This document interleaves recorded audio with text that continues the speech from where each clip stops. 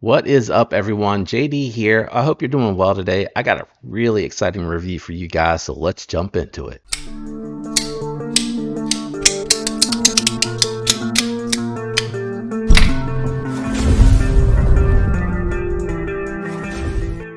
What are we looking at today? First, I want to shout out Knives Fast. Casey, thank you for letting me check this one out, guy. I know this is from your personal collection, so I've made sure to take really good care of it.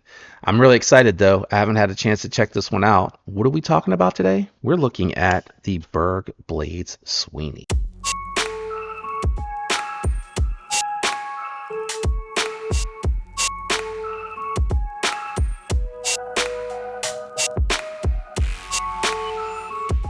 Really excited to check this one out. Man, I haven't had the opportunity to. At this price point, it is a little hard for me being a smaller channel to get to check something like this out. So very excited to check this out. I see that the oil is bleeding here. So while I'm cleaning that off, I'll talk about what we're going to get into. We're going to do some size comparisons, profile comparisons, weigh the knife. We'll do a little bit of cutting since it is his personal knife. I don't want to use or abuse his kindness here. We're just going to check it out just to see what it all feels like. Let's go ahead and kick it off with some size comparison, guys. All right, guys, what do we have on the table? We got the lightweight Spydercos, the Manix 2 and the Para 3. And as you can see, this is a little bit smaller than the Manix 2 and just slightly bigger than your Para 3 lightweight. So very interesting size we got going on here, but let's just look at a couple more for size comparison. All right, guys, we got a couple more for the size comparison here on the table. We got the October from Kaiser and we got the Militaw. Thought you guys might want to take a quick look at that one because I think a lot of people kind of think of one or the other when you talk about the Militaw and or the Sweeney. Let me go ahead and do a couple profile comparisons and then we'll weigh this knife. All right, so I did want to do one small and then one large comparison here for the profile so you can get an idea of like how deep is it going to carry in the pocket, how much space is it going to take up in the pocket, Lord have mercy, and how's it going to carry. So relatively comparable. The October is a little bit deeper just because of the fact that it does have the fold over titanium clip. This one here, being that it's titanium, is going to kind of be very similar to the Militaw as far as how is it carrying. And then let's do the thickness profile here. As you can see, a little bit thicker than your October. And let's check it out against the contoured scales here on the Militaw. And man, that is really close, guys. I know a little hard to tell with the black coated version that I have here, but very close. Let's check the weight on this one. Got the scale out here, ready to go. It doesn't look like, well, yeah, it looks like they're just flat scales, and I think that's because it has the onlay. So let's check the weight on. Not bad. Still coming in at 3.5 ounces. How does that compare to the Militaw, which is slightly lightened due to the pocketed weight relief cuts? So coming in a 1/2 ounce less, but you're getting obviously a much bigger knife here. Let's go down to the garage, do a little bit of cutting. Again, this is Casey's personal knife, so I just wanted to get a real quick sense of geometry and how it's going to feel in hand, and then we'll be right back. All right, guys, we got Casey's Sweeney here in the hand. We're just going to check it really quick with a few cuts. I just want to see what it feels like going through some material. So nice factory edge still. I was expecting nothing less coming from KC. I am noticing that I kind of have to use this little forward lip, and then the middle finger kind of catches right on the end for me. So just a 4-finger grip for me. And then let's see how it feels holding it going through the material. Nice slicey edge, not bad at all. I do really feel this little part here where it scallops and it ends into the flat section. Nothing horrible. I just kind of feel that it's there, but the pocket clips are very comfortable. Not really feeling anything there at all. And then, you know, not a lot of cutting because it's not mine, but wow, look at that. Great factory edge. Let's kick it back up to the desk. All right, as I mentioned, very, very lightweight cutting on here. Again, it is his personal knife, so I don't want to use or abuse that, and there will be no spine whack test at all. For anyone that is curious, this is number 45. I don't know if you can see that on camera. I'm at a bad angle, so we'll just, there you go, number 45. Hopefully you're able to see the numbering there, because I, again, am at a bad angle, so I'm not 100% sure. And then you also probably notice no lightweight or weight reduction here, but 3.5 ounces is very, very respectable.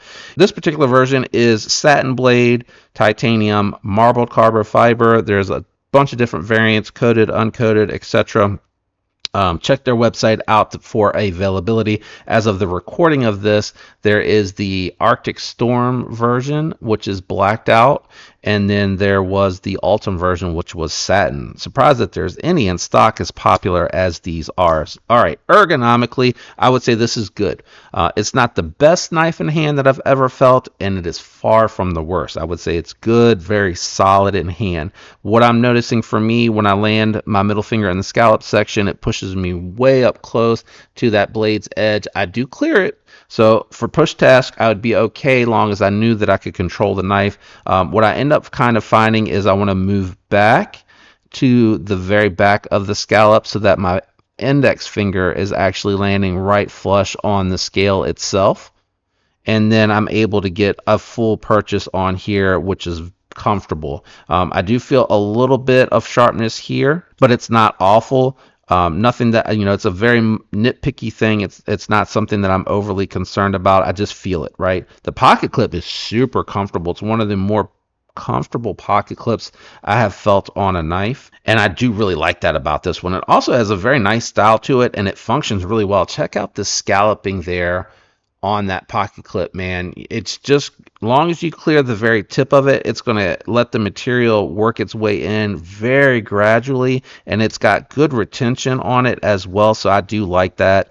Access to the lock bar, very good. I'm able to easily get it with the scalloping and with the relief cut here, so I'm able to easily get it into a closed go home position without any issue, regardless of the method that you like to disengage your knife with. All of them work very, very smoothly. Now the action on here, I would call it smooth, but far from guillotine. It is a shake home knife. It does have very snappy detent to it, very satisfying to deploy and close, and I do love that about this one. It is a little bit of oil still coming out here, so I don't know if they oiled this a ton from the factory, or maybe Casey maybe did a disassembling oil on this one here, but I didn't notice it doing it until today, so I'm not 100% sure.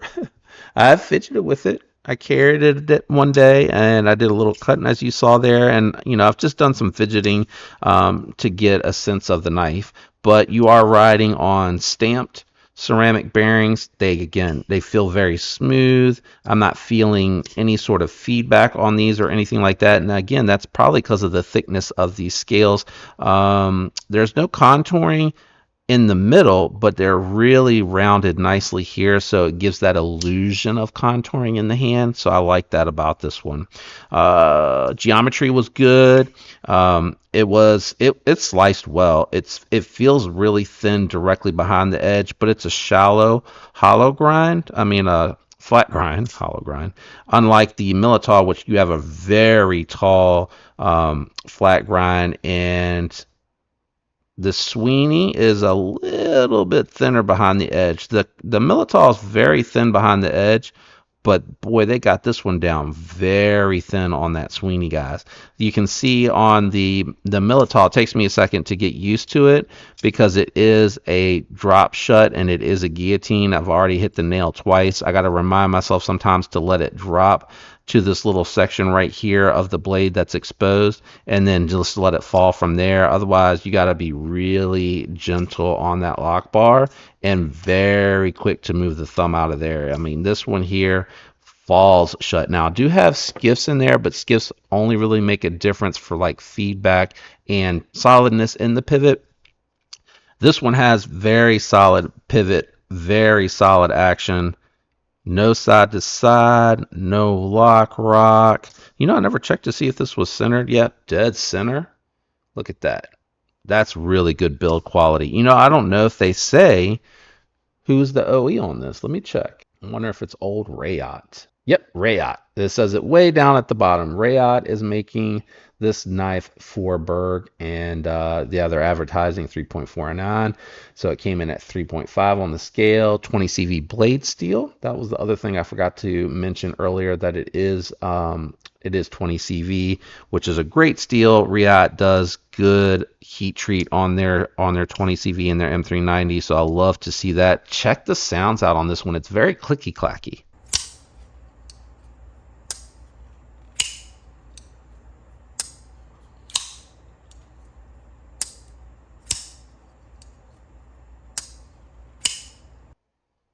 especially on that close.